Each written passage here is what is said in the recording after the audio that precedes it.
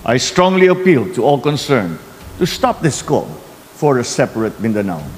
It is a grave violation of the Constitution. Hindi ito ang bagong Pilipinas na ating hinuhubog. Bagkus, ito ay pagwasak mismo sa ating bansang Pilipinas. We must then galvanize our people and rally them to preserve the Republic and everything that our flag symbolizes, its 3 stars and its sun. Huwag natin talikuran ang ating panata. Huwag natin payagang mabaliwala ang lahat ng mga pinaglaban ng ating mga ninunot mga bayani. Yun mga boss, may sagot na nga dito ang ating Pangulo ng Pilipinas, President Bongbong Marcos Jr. tungkol nga sa panukala ni dating Pangulong Rodrigo Roa Duterte mga boss na ihiwalay ang Mindanao sa Pilipinas. So marami sa mga tao ang sarimot-sari ang komento tungkol dito mga boss no, na mayroong gusto at mayroon namang tutol dito sa ginawang panukala ni Pprrd mga boss. So ito nga ay sinagot ni Pbbm na ito ay isang hindi maganda at ito ay magiging pagkawatak-watak. Ito nga ay sinabi niyang bagong Pilipinas ay hindi ito nararapat mga boss. At ito nga ay isang paglabag sa isang konstitusyon ng ating bansang Pilipinas. Sinagot na ito ni Pbbm mga boss no. So marami sa mga senador ang hindi din tutol tungkol sa panukalang ito ni dating Pangulong Rodrigo Roa Duterte. At marami sa mga netizens ang nagsabi mga boss no, na bakit hindi ginawa ito ni Pprrd doon sa panahon niya nang siya ay naging presidente pa mga boss, at bakit ngayon niya ginawa ito. So ating pakinggan itong pahayag ni Pangulong Bongbong Marcos tungkol nga dito mga boss no, na tama na at tigilan na nga itong issue na paghiwalay sa Mindanao sa ating bansang Pilipinas.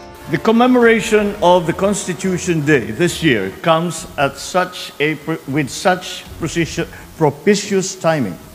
Certainly, it is known to everyone here that constitutional issues have recently been brought to the fore, which bear tremendous impact on our national consciousness. I will not stand idly by, but rather will proactively confront these issues head-on. For it is my sworn duty as elected president to preserve and defend the Constitution, and also to ensure that laws, especially the fundamental law of the land, are faithfully executed. Moreover, as Commander-in-Chief of the Armed Forces and having control and supervision over our police forces, I bear the paramount mandates of maintaining peace and order in our land and in preserving our national territory and security. But these heavy responsibilities are not mine alone. The other great branches derive their authority and mandate from the Constitution, of which the judiciary stands as a final bulwark. Our armed forces and police are equally under oath to defend our republic and our constitutional order. As citizens, we all have sworn to defend our country and its most cherished ideas. Lahat tayo ay nanumpa sa watawat ng Pilipinas at sa bansang kanyang sinasagisan. Nanumpa rin tayo na ating tutuparin ang mga tungkulin ng mamamayang makabayan. As members of PhilConsa, you have distinctly sworn to defend, protect, and preserve the Constitution.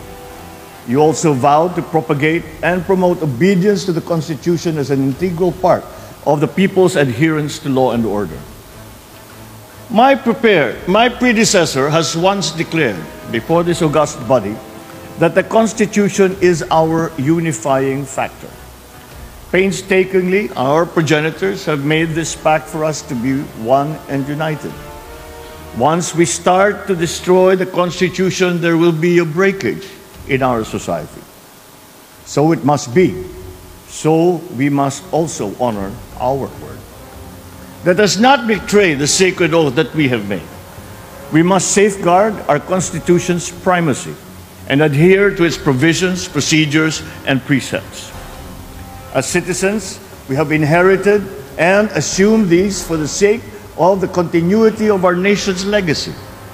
We must then faithfully and vigilantly perform these integral civic duties of ours, lest we lay to waste the great vision and sacrifices of our heroes and our forefathers. The new call for a separate Mindanao is doomed to fail, for it is anchored on a false premise, not to mention a sheer constitutional travesty. The current leadership of BARM itself has repudiated this preposterous proposal, and so did the other political leaders of Mindanao. Because there can be, as in fact there is already, genuine and effective local autonomy throughout our country, especially in the BARM, without compromising our national integrity in the slightest degree. I strongly appeal to all concerned to stop this call for a separate Mindanao. It is a grave violation of the Constitution. Hindi ito ang bagong Pilipinas na ating hinuhubog. Bagkus, ito ay pagwasak mismo sa ating bansang Pilipinas. Our Constitution calls for a united, undivided country. It calls for eternal cohesion. For this reason, unlike other constitutions, there is nothing in ours that allows the breaking up of this union, such as an exit provision. On the contrary, our Constitution does not recognize a right to rebellion, while our criminal laws punish it.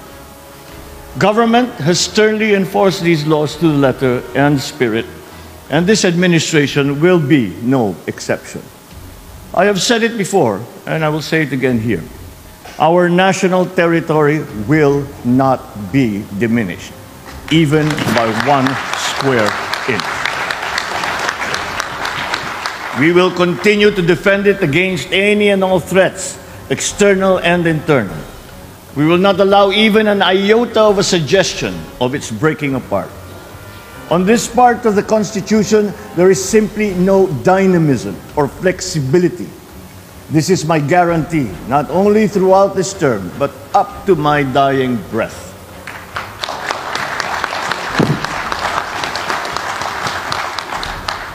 Fittingly, as I said 2 weeks ago during the 125th anniversary of the establishment of the First Republic, a divided republic cannot prosper. It was unity that made us rise from our pandemic challenges, and under the banner of the rule of law and supremacy of our Constitution, our unity, both of our people and of our territorial domain, will continue to fuel our ascent and the further pursuit of our collective goals and aspirations as a nation. We must then galvanize our people and rally them to preserve the Republic and everything that our flag symbolizes, its 3 stars and its sun. Huwag natin talikuran ang ating panata. Huwag natin payagang mabaliwala ang lahat ng mga pinaglaban ng ating mga ninunot mga bayani.